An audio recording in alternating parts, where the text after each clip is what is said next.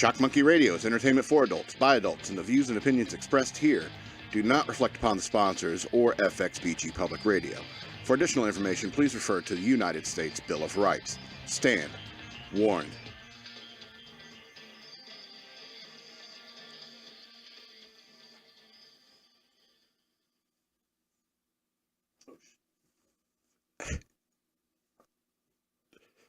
Did you see last week's episode of The Greatest American Hero, where Ralph had to fly to Atlanta to deal with Antifa shooting fireworks and guns at police?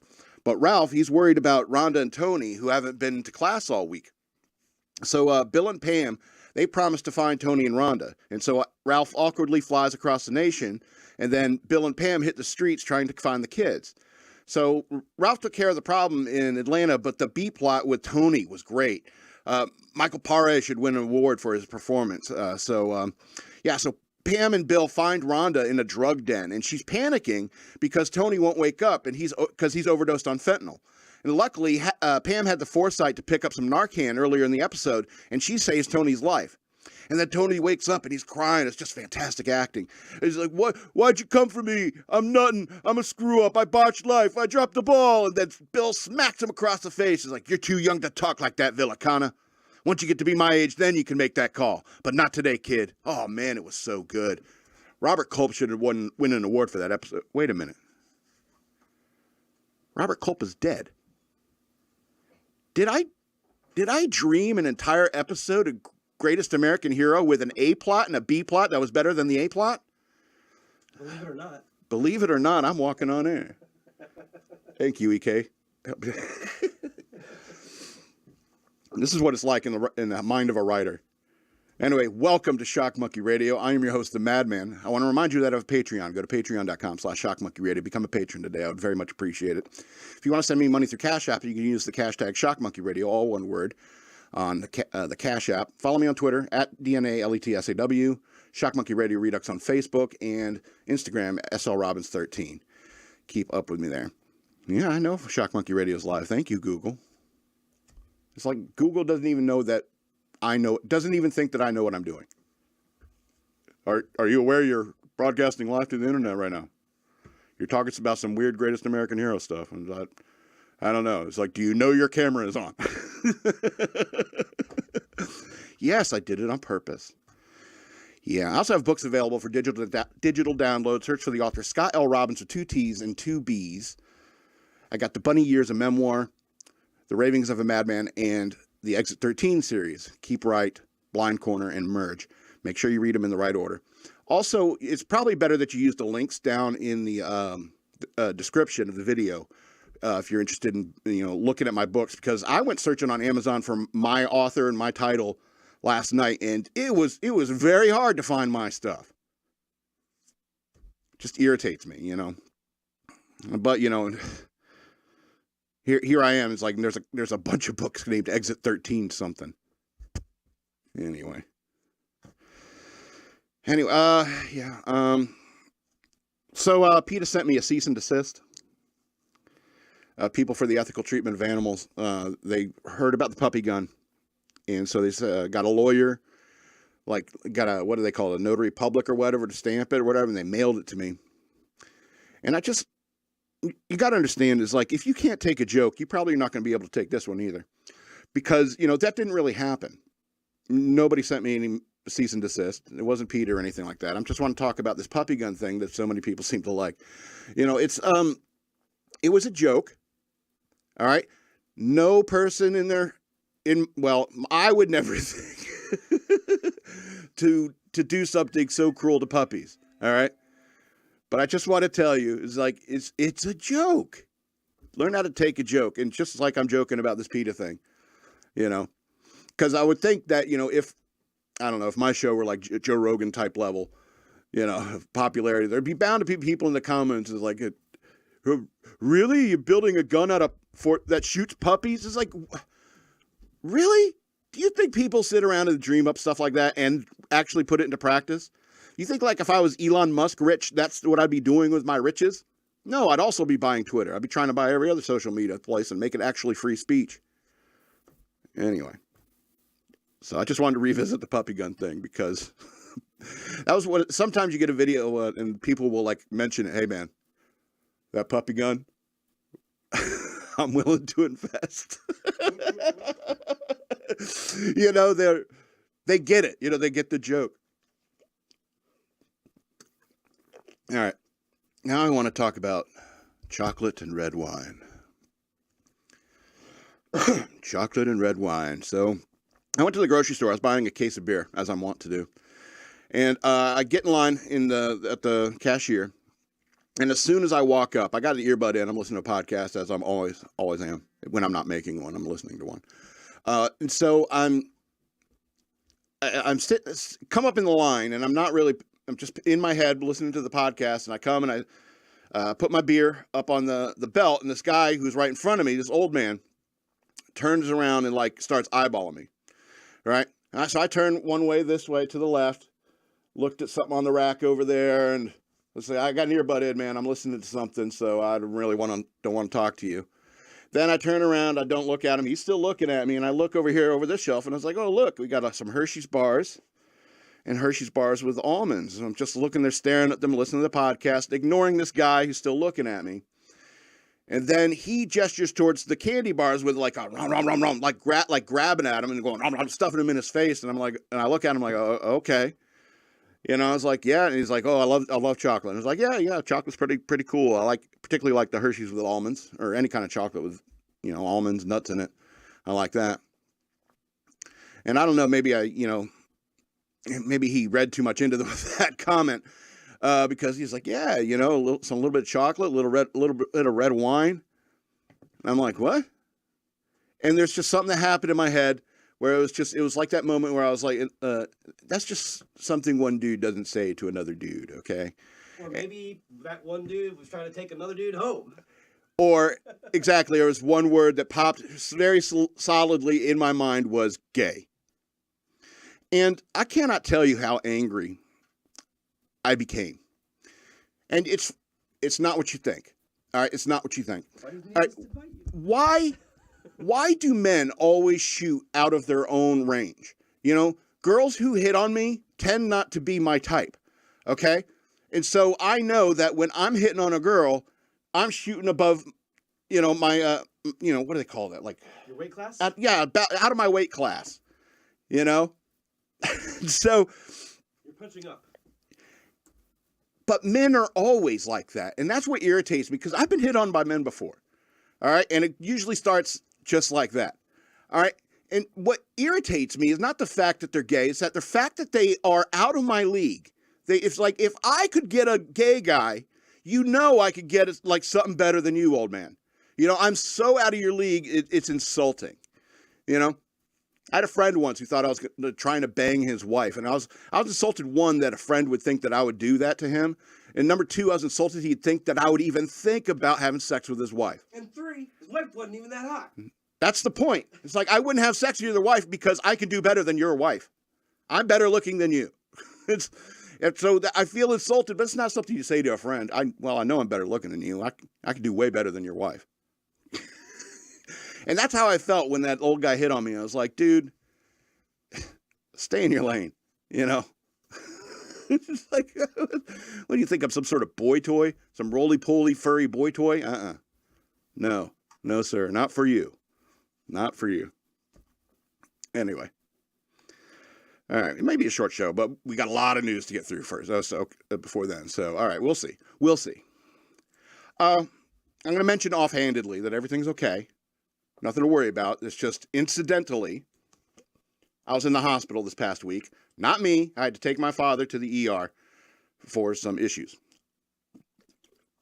Now, it's been a long time since I've been in a place that requires face masks. And I really hated having to wear a face mask because I had to go with my father into the ER. So I did it because it's like, I'm not going to let this stupid rule keep me from something important. So I wear the face mask. I go in there and, you know, my dad's getting checked in and everything. And the first nurse comes up and she's got a smoking hot body. Long hair. She smells great. You know, nails are nice. You know, she seems pretty smart. She's intelligent. She's typing stuff, asking smart questions. but she's got this face mask on. And I'm like, I'm starting to feel cheated about my whole hospital experience here. I want to know how hot exactly you are. And the face is always required. It's like you can get a picture of somebody, like just the face, and get an idea of how hot they are. All right. So what I'm saying is that you are taking like away the most important part of hot women and seeing them in the world. I'm not saying that, it's like, hey, that's a beautiful woman. It's like, it's good to see one every now and then to realize why you should work so hard. All right. And so I was a little angry about that, but I had more pressing concerns, obviously. And so we went into first check-in. They did preliminary tests, and then they go in and, just the checks, the blood pressure and all that nonsense. And so then we went to another room. They put us in a room, and then this other nurse comes in, and she's smoking hot, but she's wearing a face mask. And now I'm starting to get mad. Obviously I'm concerned for my father, and that's the number one concern. But stewing, like boiling under the surface, is like, this is two nurses that have banging bodies and look like, and from here up, from the Muslim view of things, she looked pretty hot. All right. But I needed to see her face for it to be accurate. It just really bothered me that they're still doing this mask thing. And I think one of the most important things is, like, I need to see how hot these chicks are, when I go to a hospital. Because, you don't want to go to a hospital. And so it's when you see a beautiful nurse, you're just like, wow, this makes this unpleasant experience a little bit more tolerable. It's like there's beautiful women in the world who have a good enough soul to want to help people like my father. It's something that, should inspire me to work harder and be a better mate for women like that. All right. So I think you're cheating society when you keep doing this mask stuff. I know it's a hospital. I know that. I know viruses exist. But I don't know. I think we're missing something very important when it comes to masks and hot nurses. That's what you're mad about. It's like, you'd rather risk infection and see, yes. And plus, like, if I die from some infection I get at a hospital, and I get to heaven and I ask God, I was like, hey, God, how did I die? And he's like, oh, you got this infection from this nurse. I was like, which nurse? It would matter, It's like, I caught it from the hot one. Nice. When she gets up here, let me know. I want to talk to her. You know what I mean? Anyway. All right, let's go into this next thing. So those of you who follow my Twitter account at DNALETSAW, you probably know by now that anytime I come across a video or a clip of a horse being a complete jackhole, what's the word? I don't want to say jackass because it's a different type of thing altogether. Just being a jerk. Horses are evil thing. I think the last two I did was this woman was leading another horse through a series of pens, and this horse had his head sticking out. And the horse reached out and grabbed her ponytail and yanked her towards the pen. And so, then of course I retweet that, quote tweet, and I go, it's like, see, how many times I got to tell you? And the other one was a guy, the horse, grabbed his leg and started shaking him around and stuff like that. And it was like, how many times do I got to tell you? They're evil. And so somebody who knows that, has been following the whole horses thing for a while here on Shock Monkey Radio, he's like, what do you think about bronies? And I think that's a valid question. That's a valid question. What do you think about bronies? Now, to be clear, bronies are people who dress up like My Little Pony horses. Is that my understanding? But in essence, they're still human. I understand. It's just they're just wearing a horse costume. I understand, but but that's what that is. That's what brony. By the way, while we're on, what does no cap mean? FR. No cap for real. It means I'm not lying. Seriously. Oh, okay. Because I've been seeing that a lot. And it's like, what the hell are they? No cap. What does no cap mean? That means it's not a lie. That doesn't make any sense. Anyway, what was I talking about? Bronies.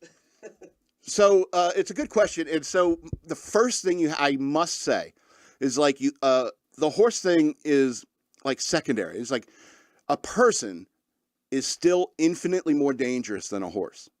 Okay? And if that person is the kind of person who worships horses, that's like That's like Venn diagram moving into the serial killer space. Bronies don't worship horses. No, they worship horses. No. Yes. They worship My Little Pony animated characters from the TV show. Exactly. This very specific subsect of horse. No. It's not even a real horse. My Little Ponies aren't real horses. I know, that's what makes it weird. They're cute cartoon horses to fool you into thinking that horses aren't dangerous. And you're falling for it, bronies. You're falling for it. Don't believe the government propaganda. Horses are so evil. You have no idea. Just follow me on Twitter. Every single time I find a video of a horse kicking the crap out of a human that didn't deserve it. I saw one recently where I didn't share it, where it started out with the guy slapping I think it was a donkey. Then the donkey started kicking his ass, and I'm just like, fair play to the donkey. All right? I'm not saying we should cruelly kill horses. We should euthanize them. Quietly, put in a little chamber, walk them in, close it up. They'll feel no pain. I'm not inhumane, is what I'm saying. And so, you got to understand, and I'm serious when I say that humans are infinitely more dangerous than horses. Because humans, they have thumbs and they can think. All right? In many ways, horses are just like a brute power. And so, can't invent and manipulate diseases. Right. I can ride a bike with no handlebars. Have you heard that Flow Rider song? It's an excellent tune. Excellent poetry in it, too. It's what it taught. Yeah. It's talking about I can hit a rifle through a telescope. I can end the planet in a holocaust, I could keep tempo with no metronome. It's like we are human beings. We are infinitely dangerous. We can. It's a model of how ego. Yeah, we can create. We can create awful things or beautiful things. And so I only thank God that there's no horse like that. There's no horse supervillain out there, it's like, and if it'd be a unicorn, obviously. I mean, that's really like I think centaur is probably the scariest version of a horse, I suppose, because that could be a creature that builds spaceships and nukes. A centaur could learn to use tools, learn literacy and mathematics and so forth. So I suppose that could be terrifying. I'm skeeving myself out over here. So, bronies, you need to give it up. Sorry. I know you find something else to like. Hey, have you ever heard of a series called Star Wars? 4, 5, and 6. That's all you need. Then start writing your own stuff, because I guarantee it's better than the other stuff that's out there. Ewoks, there's something for you there, bronies. Yeah. The Ewoks and the what? The Wookiees. The Wookiees and the Ewoks. There's something for you there, bronies. Good one, EK. Good one. You can find something in there for you. Oh my God. All right, I'm going to talk about one more thing before we get into this crazy news week. So I don't know if this got new Crowder information came out last night. I was so tired when I was watching this. But I was winning at poker, so that was all right. Yeah, Crowder apparently is moving to Rumble. Rumble apparently signed him, and so I guess, good for him. And I watched the video he did last night with Russell Brand, and it's I understand Crowder's point, and ever since this whole thing with the Daily Wire went down, I kind of started noticing all the bleeps and the ads in all of Daily Wire shows. Now I'm not saying you can't go to my patreon.com/shockmonkeyradio and become an advertiser there. And I wouldn't do a whole show full of ads. Believe me, I'll get my funniness in. When I was working at a radio station, the only time I was able to talk was when I was read ads or PSAs, and I was just trying to make them as funny as possible. I would rewrite the scripts and stuff. And then the guy would call. That's why cold reads are so good, though, is because it doesn't interrupt the show and it doesn't feel like an ad. Yeah, I mean, there's a way to do it and do it well, and I think that up until Steven Crowder pointed this out to me when it comes to advertisement, I didn't really see all that much advertisement. I just kind of shut it off like I do ads anyway. When Ben Shapiro starts talking about gold or something like that, and I was like, okay, it's like reading a book. You ever read a book and then you realize, like, holy cow, I've been wandering in my imagination for two pages. You've been reading, but you've been thinking about something else, and you don't remember what you just read. It's okay, keep going. It's okay, keep going. That was a shitty part of the book. Didn't hold your attention. Keep going. And then when you get to the end, you read it unless you got to do a book report. Then you got to reread it. Anyway, so I understand Crowder's point about like advertisers, but you know, I can't go to Rumble because I put 2 videos up on Rumble like 2 years ago or something like that, and 0 views still. You know, Rumble does not advertise people who use its site. You know, when I post a video on YouTube or I post a video on BitChute, especially on BitChute, it's going to be seen by somebody. You know, somebody's going to click on it because that's the way. It's like every time, like a new video pops up, it's like the main feed and so forth. And so, and I like that. You know, and YouTube sometimes will recommend my channel. You know, sometimes to certain people. All right. And so, oh, thanks, by the way, for the new subscribers of last week. Interesting jump. You think it's a lot. It was like 3.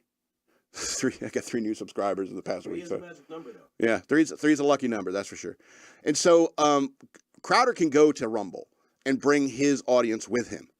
You know, and you know, pretty much anyone else like Russell Brand and you know, Ben Shapiro even could go to Rumble and bring their audience with them. You know, I'm trying to get exposure. I would like people like Steven Crowder or Ben Shapiro to talk about this show or something like that. That's the best I can hope for. I'm not sitting out here trying to make millions. I'm just trying to make money. You know, I'm just trying to make a living doing this. And if that means I have to do 5 or 6 ad reads in an episode, I will do it. You know, I'll get my funny in. You know, I can talk a lot. I can fill air. I can fill the air. But I could also do ads, and I can do them in a funny way. Trust me. Trust me, I can do it. Become an advertiser on Shock Monkey Radio. And then I was watching a video today about Tim Pool, and Tim Pool said his music has been removed from Bandcamp. And, of course, he made a video at length about it. And so,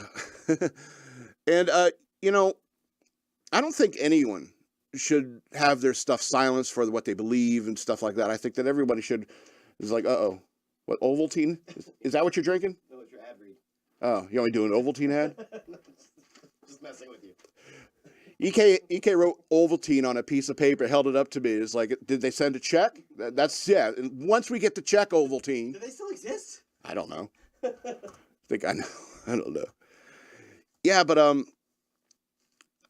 it's funny because I love, like, when you read an article where somebody mentions Tim Pool. They say right-wing pundit Tim Pool, and I laugh my head off when anyone calls him right-wing because he's just a Democrat. You know, he's an idiot Democrat. That's all. You know, I like the guy's content, you know, but I mean, just because his music is shitty doesn't mean you should take it off there.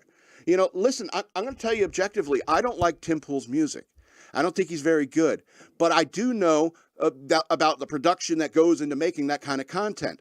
That's his property. You know, he invests time, energy, and money to put that content out. And so it should be available, you know?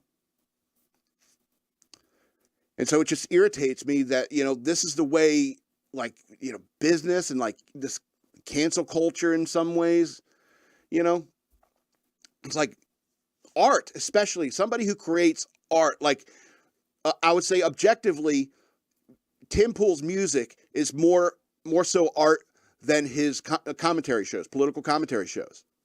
All right? I think they're both fall in the realm of art, but music is more so art. And so I think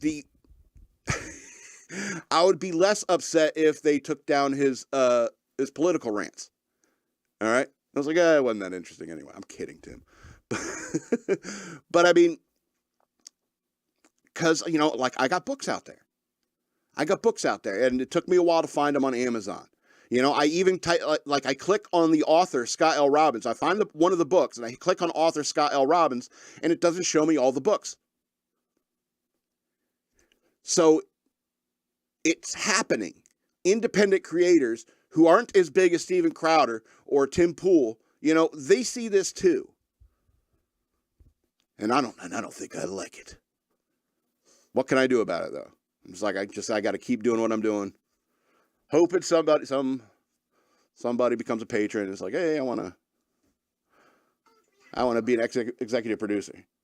Are you drinking a beer? No.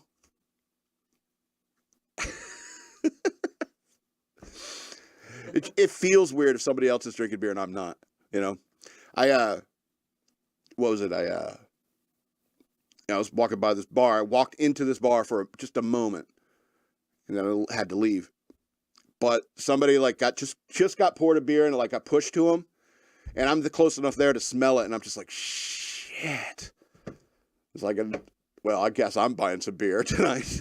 You know? I wasn't planning on drinking anything, but I guess I'm drinking beer tonight. Cause it's I guess addiction. I guess it's my alcoholism, and it's like, it smells good. It's like, no, I mean, I like the taste of beer. What do you expect? You smell it and you're like, damn. I tell you what, I don't like day drinking. This Monday I started drinking at noon. By 7:30 I was, cause I can drink. Anyway, I was like 7:30. I was like, I need to go out and get more beer, but I didn't. I'm responsible these days. All right, that's all I wanted to talk about that. So we'll go ahead and get into the news worth knowing. Bunch of stuff. So I don't think hey, it worked that time. Yeah, that was pretty awesome. Yeah, I don't know what's going on. Yeah, it's weird. Sometimes it works, sometimes it don't. All right, so we're going to talk about this Tucker Carlson footage. Oh, you haven't heard of it? And you probably don't follow the right news. All right, because it's kind of a media blackout for everybody like Fox News and other right-wing news organizations. All right, so Tucker Carlson releases exclusive January 6th footage, says politicians and media lied about Sicknick and the QAnon shaman. Tucker Carlson released never-before-seen footage from the January 6, 2021 riots at the Capitol Hill that appeared to dispel several narratives pushed by Democrat-controlled House Select Committee and the legacy media. House Speaker Kevin McCarthy granted Tucker Carlson tonight an exclusive first look to over 40,000 hours of security camera footage from the Capitol building that were hidden from the public for over 2 years. On Monday, Carlson offered the first glimpses of the footage involving key figures from that day. Carlson concluded that footage proves that lawmakers and the media were lying about events that took place on January 6th. You should place your bets on how many times I'm going to say January 6th in this. First batch of footage showed that Trump supporters peacefully touring the building, sightseers, as Carlson put it, but the footage of the rioters overwhelmingly consumed the news coverage of January 6th, which many in D.C. have compared to 9/11 and the attacks on Pearl Harbor. Well, those people are idiots. Yeah, of course they're going to pull like the worst of the footage and use that. I mean, that's like that. If it bleeds, it leads. Anyway, Capitol police officers were seen escorting Jacob Chansley, a Navy veteran, honor, courage, commitment, brother, widely referred to by the liberal media as the QAnon shaman, around the building without incident. Carlson reported that the officers were seen showing Chansley around, even trying to open locked doors for him. At one point, at least 9 police officers were seen in close proximity to Chansley, and none of them slowed him down, as Carlson noted. Chansley was later arrested and federally charged for knowingly entered or remaining in any restricted building or grounds without lawful authority and with violent entry and disorderly conduct on Capitol grounds. He was sentenced to nearly 4 years in prison. Quote, if he was in fact committing such a grave crime, why didn't the officers who were standing right next to him place him under arrest? Carlson asked. That's a very good point. New York Post columnist Miranda Devine called the charges against Chansley very sad, saying the footage proves that he was harmless. So I think Shipmate's going to get some money here soon. Quote, you can see the way these people were walking through the Capitol. They were walking meekly, politely queuing, very peaceable. They didn't do any harm. They were treating the Capitol with reverence, Devine told Carlson. That doesn't excuse the others, the people in the violent videos that you did see. All right, that doesn't excuse the others, the minority of protesters who did break windows and fight police and injure police and cause mayhem. But the people who are now being picked up, and some of them have been jailed without trial for months and even years on end, did not commit violence. They walked through the open doors and they were escorted by police and they felt that it was okay. And I think Jacob Chansley is a classic example of that. That's the point. It's like Jacob Chansley, the quote-unquote QAnon shaman. He showed up on the day with the best costume. All right? But he wasn't the best actor for the part they wanted him to play. He looked like the kind of guy that they wanted to put on plaster on the newspaper page and say that this guy was the violent guy. And he became the mascot of January 6th. But all that footage that they showed on Tucker Carlson, all that footage they showed is just these guys escorting this guy. One could argue that it's like, this guy looks like he might be trouble. He dresses weird, you know? And I can understand the police escorting him, but he's just like wandering around. It's like, whoa, you know, looking around the Capitol. And as he goes into the Capitol, you know, what's that, the room where they all get together, the Congress area, you know, he goes in there and he probably says out loud something like, it looks bigger on TV. Because that's what when the first time you walk in that room, that's the first thing you say, it looks bigger on TV. You know, seriously. And so, you know, he wasn't the one that was like lifting barricades, breaking glass, and attacking cops. But he looked the part, and he was the one got thrown in prison. All right. The second batch of footage addressed the widely promoted narrative by Democrats in the media of the events of January 6th that was a deadly insurrection, often citing the death of police officers, most of whom died by suicide after the riot, while others died of natural causes. Only one person, an Air Force veteran and Trump supporter, Ashley Babbitt, was shot and killed by a Capitol Police officer. However, one person who became a household name was Officer Brian Sicknick, whom the media alleged was attacked by the mob and once falsely claimed was hit in the head with a fire extinguisher. Sicknick was seen walking normally while guiding Trump supporters out of his building as he wore a helmet, which appears to contradict the media narrative that he died of a head injury. This tape overturns the single most powerful and politically useful lie that the Democrats told us on January 6th. Carlson told viewers. As Carlson noted, the footage of Sicknick had an electronic bookmark in the Capitol archives, alleging the January 6th House Select Committee had reviewed it and chose not to include in its widely publicized hearings in the final report. They lied about the police officer that they claimed to revere, Carlson said. If they were willing to do that, then their dishonesty knows no limits. Washington Times opinion editor Charlie Hurt called the politicians who pressed and peddled the Sicknick narrative very sick. Are you trying to accidental tongue twister? Is that what you're trying to do? Third batch of footage shows Ray Epps, the man caught urging Trump supporters to go into the Capitol the night before the January 6th riot, seen on the grounds at least 30 minutes after the time the House Select Committee regarding a text he sent to his nephew claiming he was already heading back to in his hotel. As Carlson noted, that false claim to congressional investigators is itself a crime. Anyway, so quite important stuff, and like the MSN, you know, CNN, they're not really covering this, and you know, it speaks to how biased they are, and anyone with any sense should be able to see how biased they are. I mean, I'm not going to lie. It's like, you know, when people watch too much Fox News, eventually you're going to get all tuckered out. You know what I mean? And so I get it. You know, Tucker's flying his flag. You know, CNN, MSNBC, and those mainstream media guys, they're flying their flag. And this is what it is. And it's like, and you got to understand what is closest to the truth. You know, what is closest to the truth. And because they, you know, the Democrats and their friends in the media, because they know Kevin McCarthy came into power as House Speaker and gave Tucker Carlson access to that, one could argue it's like, why not give every news agency access to that? You know, it's like, in interest of fairness, I think that's a very good question. But Kevin McCarthy gave it to Tucker Carlson, and it's all coming out under the red flag, as it were. Red flag being for the, you know, grand old party. All right. And you got to understand, it's like so many people don't follow the news as much as I do. I mean, I've had people tell me it's like, that first half of your show is pretty awesome. I like that. But then you start talking about the news, and I'm like, boring. You know, and so, I mean, I understand, you know, and that's kind of the problem is that, you know, there's not enough people who like actually pay attention to what's going on in the news. You know, it's, I know I'm in the minority in that regard, but there are some people who actively avoid the news like altogether. And that's a very bad thing. All right. Because the next time somebody says, oh, you got to wear a mask, and you're like, why?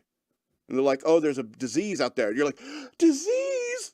I got to get masks. I got to go buy toilet paper. I got to clean out BJ's because we're all going to die. It's like, no, you're uninformed.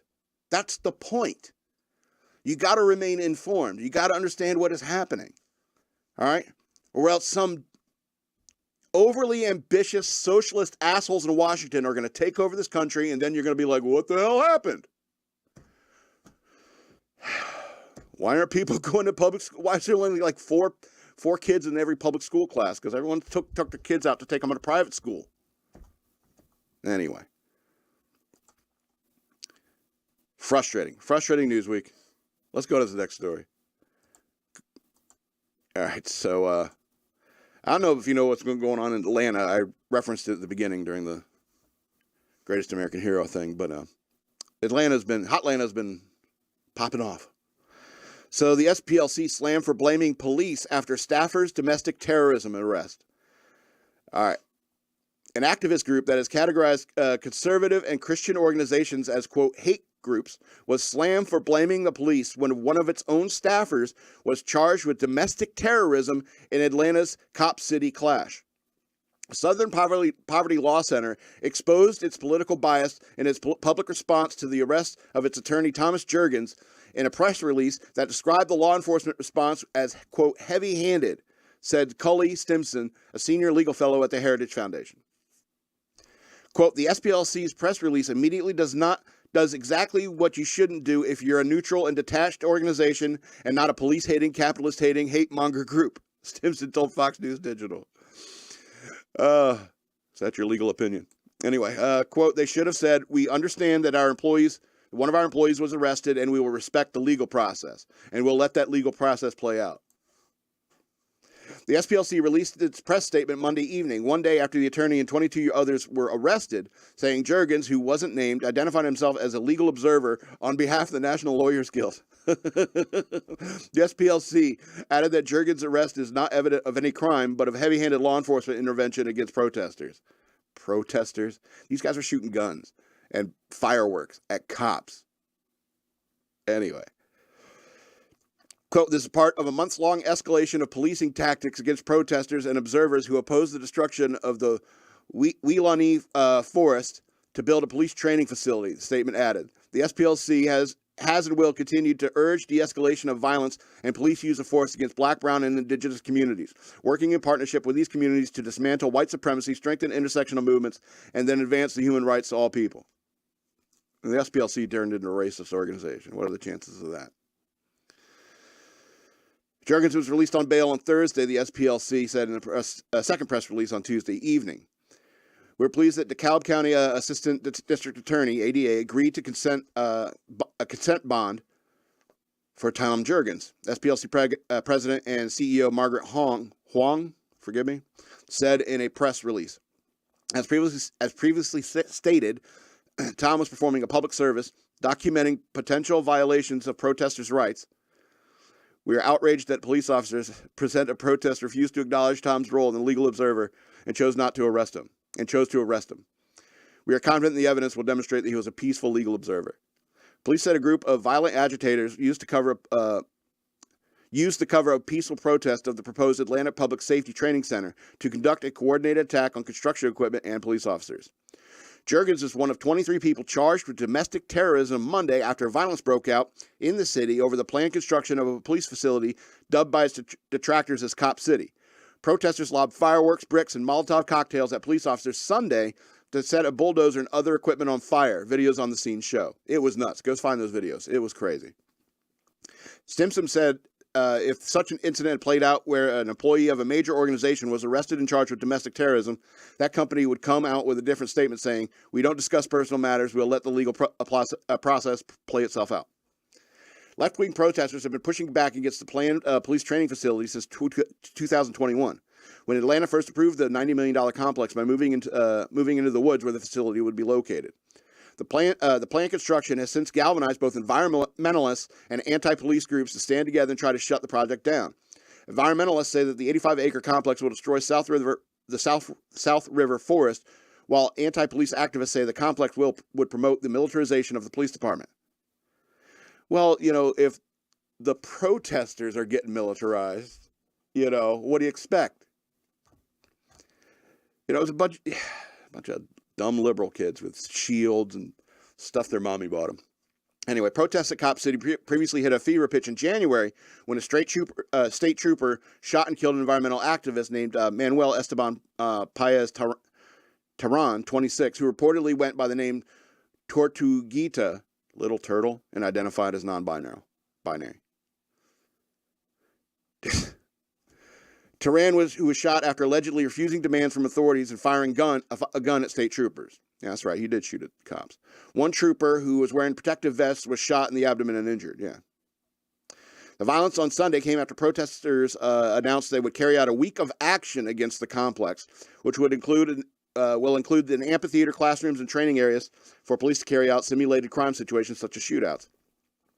The arrest and charge against Jurgens has set off a firestorm of criticism against the SPLC and on social media by critics and conservatives. SPLC has repeatedly come under fire in recent years for designating mainstream conservatives and Christian organizations as, quote, hate groups, putting them on a list alongside organizations like the Ku Klux Klan.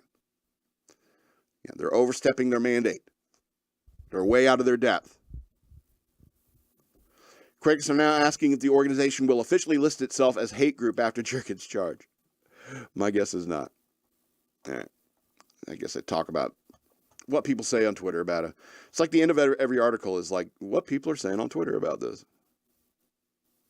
It's always, somebody I don't ever care about, or ever heard of. All right, let's go on to the next story. Jean-Pierre, KJP, scorched for commentary on cartel violence at the border. Quote, completely out of touch. White House spokeswoman Karine Jean-Pierre was blasted on Tuesday for downplaying chaos at the Mexican border, even as the nation reels from 4 Americans being kidnapped in Mexico. As 4 Americans crossed from Brownsville, Texas, into the Mexican city of Matamoros, Tamaulipas, on Friday, the vehicle began receiving gunfire.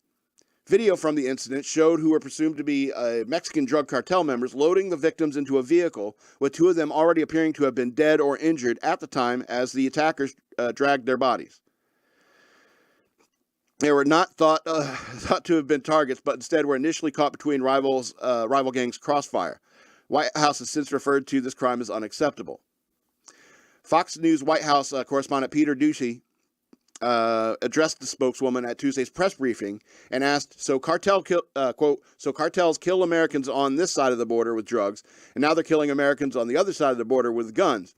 Why is President Biden so uncomfortable with cartels operating so close to the U.S.? He's a great journalist, isn't he? Anyway, Karine Jean-Pierre responded by claiming that fentanyl is currently at historic lows. What? Historic levels. That makes more sense. Yeah, it's at historic levels. Absolutely. Under Biden's presidency. Oh, my God. Yeah, she is out of touch. Quote, because of the work that the president has done, because of what we've done specifically on fentanyl at the border, it's at historic lows. Historic levels that we have been able to record a number of personnel working to secure the border because of what we've been able to do, seizing that fentanyl. Jean-Pierre said, we've done it in an historic way. That's because what the president has done. Ducey followed up by saying, now Americans are being slaughtered. Would President Biden be taking the same approach if it was al-Qaeda or ISIS operating across the border and from an American city? Jean-Pierre responded by claiming that Biden is taking the problem, quote, seriously, and the FBI and other agencies have been on top of this from day one. Before dodging the question about whether the military should get involved against the heavily armed cartels. Yeah. Newsbusters managing editor Curtis Houck, who shared videos of the exchange, commented, yikes, as an assessment of Karine Jean-Pierre's performance as the Biden administration's representative. All right. And people responding on Twitter to it. Okay, so, yeah, she's either clearly out of touch, doesn't really know what's going on, or she's, I don't know, lying? And I just, I really don't know how you can live with yourself when you're lying that blatantly. And God, how can you even think you're getting away with this? People know, everyone knows, like, what fentanyl is doing to this country, thank God it's like not, like nobody's getting murdered in a gang. I guess they are. People are getting murdered in gang warfare in our borders, in cities like Chicago and Atlanta and so forth. All right. And it just irritates me. It's like, how could you live with yourself lying like that? What is wrong with these people? God bless real journalists that go out there and ask those tough questions, But this chick's stonewalling you. No, every single time. It's like, no, we're never going to admit that we screwed up. Never, ever. Never, ever going to admit that. No, never. Anyways, goes to the next story. Iowa bill pushes to halt woke agenda in state universities. Eliminate DEI spending, lawmaker says. Yes, more of this, please. A bill progressing through the Iowa House of Representatives would halt a woke agenda in the state's colleges by banning diversity, equity, and inclusion spending, the legislation sponsor said. For too long, the DEI bureaucracies at our institutions of higher education have been used to push a woke agenda on the faculty, staff, and students, Iowa State Representative Taylor Collins told Fox News. Under the guise of a diversity inclusion, these programs work to indoctrinate students into a preferred political ideology. Correct. House File 616, which passed the House committee last week, would prohibit the state's public universities from spending money on DEI offices or employees working in positions centered around race, gender identity, or sexual orientation. Courses, research, student organizations, and guest speakers on those topics, however, would still be allowed. Fair. That's fair enough. This bill aims to dismantle these DEI programs and ensure this money is being sent for a true benefit of the students, Collins, a Republican, said. The legislation's critics have argued that eliminating DEI offices would remove unnecessary support for a wide variety of students. Educators need to think about DEI in this expansive way, not just about race, but about the gender and about things like learning disabilities. University of Iowa President Barbara Wilson said during a House subcommittee hearing. Yeah, but it's not the college's responsibility to be their therapist as well, you know? DEI offices are typically intended to help college promote diversity and inclusion while helping all students achieve equal outcomes. They often offer mentoring programs, events, and other activities and recruit students and staff on different racial backgrounds to add diversity on campus. Quote, the University of Iowa's DEI office, for example, enhances a, quote, welcoming, respectful, and inclusive climate for all and advances recruitment and retention of faculty, students, and staff, according to its website. But opponents of the DEI initiatives have said that such programs create race-based favoritism. Yes. Governor Greg Abbott's chief of staff called the DEI hiring practices an effort to push policies that expressly favor some demographic groups to the detriment of others. Correct. Texas governor directed state colleges to remove DEI factors from their hiring practices, leading universities to drop diversity requirements. The Iowa bill would also redirect DEI funding to reduce in-state tuition and to scholarships for lower and middle-income students. Collins tweeted that the legislation would return Iowa's higher education institutions' focus back into academic excellence. That's a good point. You know, instead of like focusing as like we're going to give these college, tuition rates or whatever, or scholarships to people from a certain income bracket, not the color of their skin. That's more objective. You know what I'm saying? Like the idea of, I hate to say something controversial, but the idea of the United Negro College Fund, and it's like only black people can get it. I think that's, you're focused on race, and it shouldn't be about that, Anyway. Other red states have taken an aggressive stance since DEI initiatives. Florida Governor Ron DeSantis proposed cutting funding for programs that support DEI and critical race theory. And the Iowa's legislation introduction was also followed the state's passage of the Students First Act in January, allowing money to follow Iowa students to schools they choose to attend. The Hawkeye State has one of the few Republican-led states to pass expansive school choice for K-12 students in recent years as part of a push for parental rights in education. House File 616 is awaiting a vote in the lower chamber. So yes, more of this, please. More of this, please. I don't like the idea of anything about race. Focusing on race. It's like focusing, if you want to help middle income and lower income people have better access to scholarships, yes, I get that. That's an objective metric. It's also like getting scholarships, for talent. And if a certain field populates with a certain demographic, you don't have to say it was we don't have enough of people with certain skin color. The person who thinks that is we don't have enough, black people in here. It's that person's the racist. Why do you look at a group of people and say it's not black enough? Why? It's why do you think that's missing from the math club? Why do you think it's the math club has to accurately represent you know, the demographic makeup of the population. No. Nerdy white kids and Asian kids are in the math club. Sorry. Maybe even a Jewish kid are in the math club. All right? That's all there is to it. It's like you don't need to, if you look at any group of people and you're like, we need to add or subtract race to this, you're the friggin' racist. Why is this so hard to get through to people?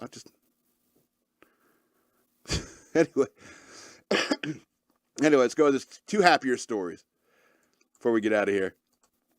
All right, so Vikings, KJ Osborn helped rescue a man from a burning car, quote, at the right place at the right time. So when Minnesota Vikings wide receiver KJ Osborn sat in his Uber in Austin, Texas on Sunday night, he never thought he'd head home a hero. Osborn revealed on ESPN's The Adam Schefter Project, you can tell I don't watch ESPN, that he helped save a man from a burning car while on his ride home from a night out with his friends on Sunday. Osborn was in Austin training, and as his time there was coming to an end, he wanted to have a night out with his trainer. Detroit Lions running back DeAndre Swift and others before he moved on. So, it was, okay. So that fun night quickly turned to a dramatic scene when his Uber driver noticed a car crash that led them both springing into action to help the driver out of the burning vehicle. Quote, "It's a situation I never imagined myself in a billion years," Osborn began to tell Schefter. "But I'm on my way home. I'm in the back of an Uber, and my head is down, and I'm on my phone. I'm just on my way home." Football players. "My Uber driver just starts going crazy. He's like, oh my gosh. I look up, I'm wondering what the fuss is about, and there's nobody on the street. And he's like, this guy crashed. And so I look to my right, and there's a car. If you picture it, under a bridge's pillars. Oh.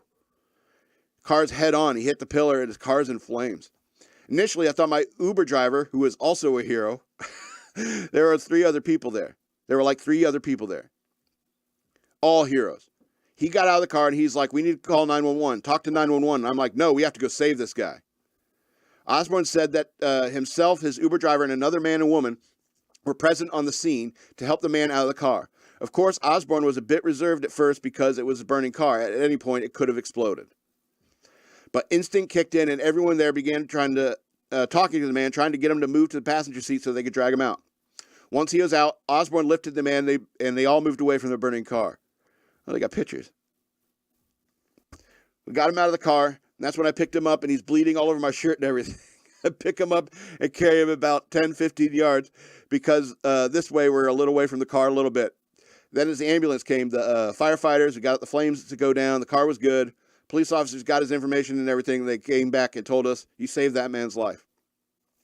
Osborn is currently studying in the University of Miami to get his master's degree in criminal justice and said he has plans to become part of the FBI or Secret Service after his playing days.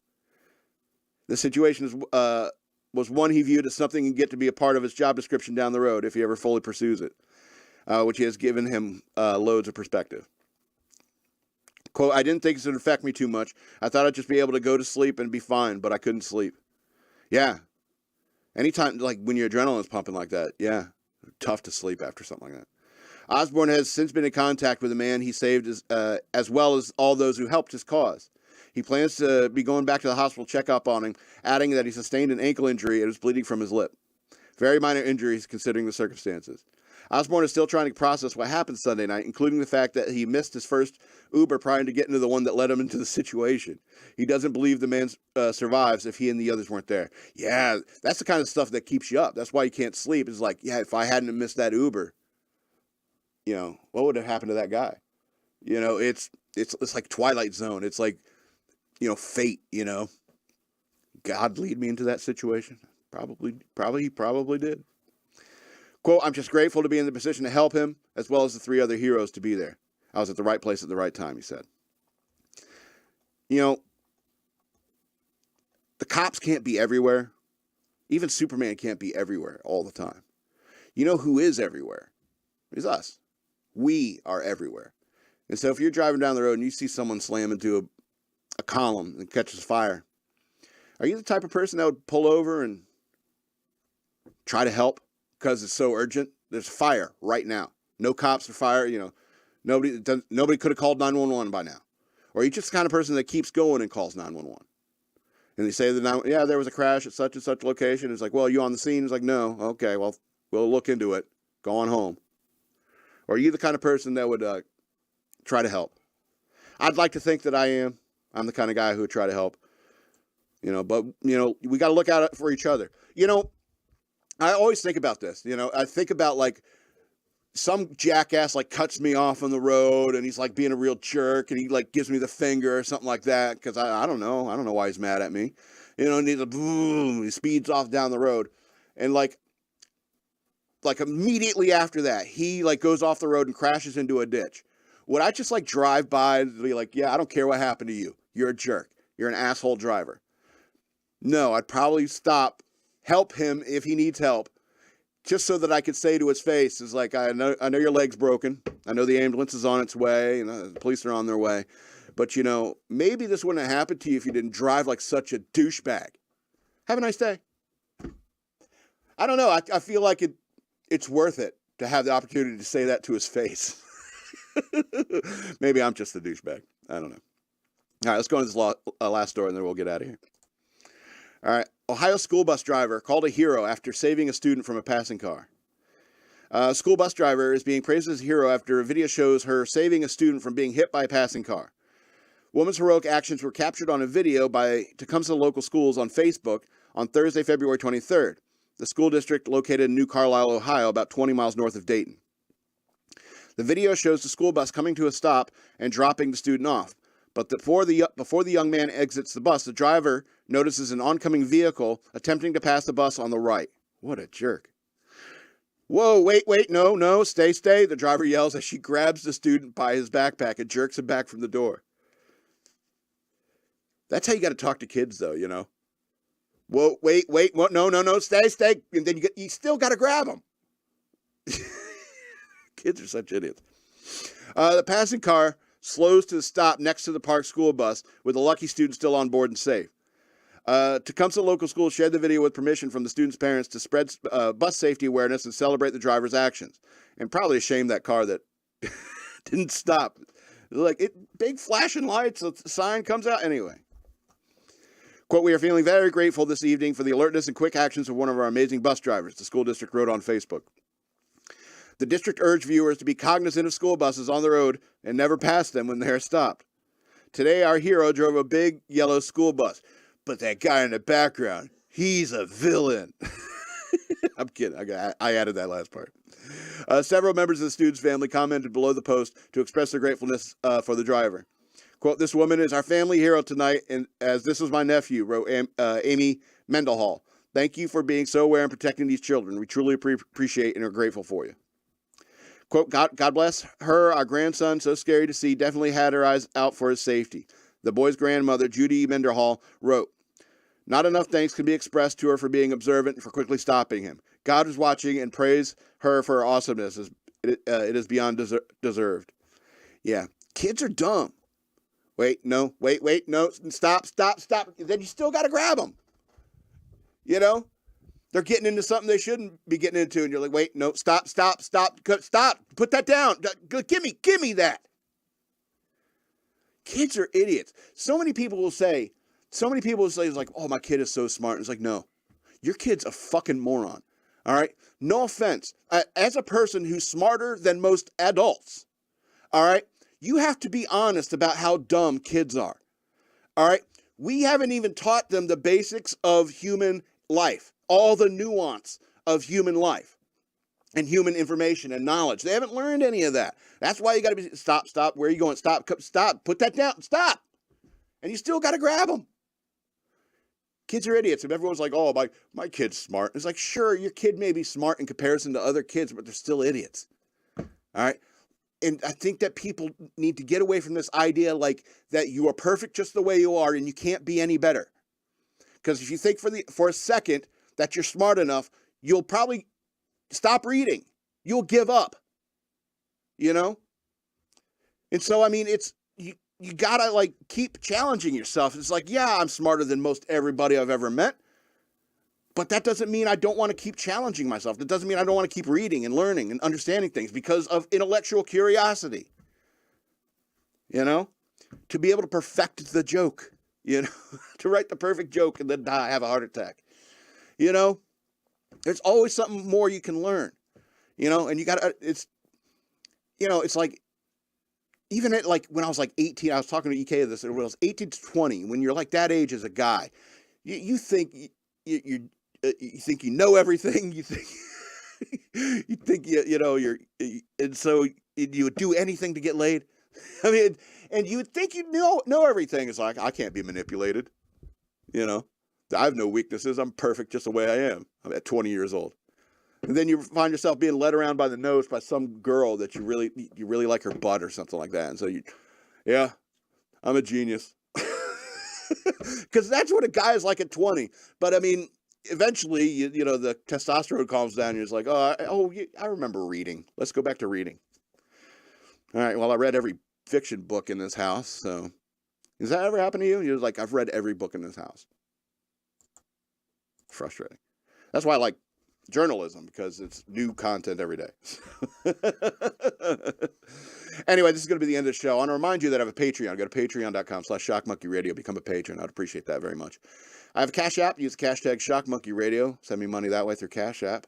Follow me on Twitter at DNALETSAW. That's the word wasteland spelled backwards, because I'm a big T.S. Eliot fan. Shock Monkey Radio Redux on Facebook, and at SLRobbins13 there under my armpit on Instagram. Follow me for more Instagram armpit pics. I'm kidding. Yeah, buy my books. They're down on the links in the description below. Check them out. I'd appreciate that. Yeah, so this is the end of the show. This has been Shock Monkey Radio. I'm the Madman, and I love you.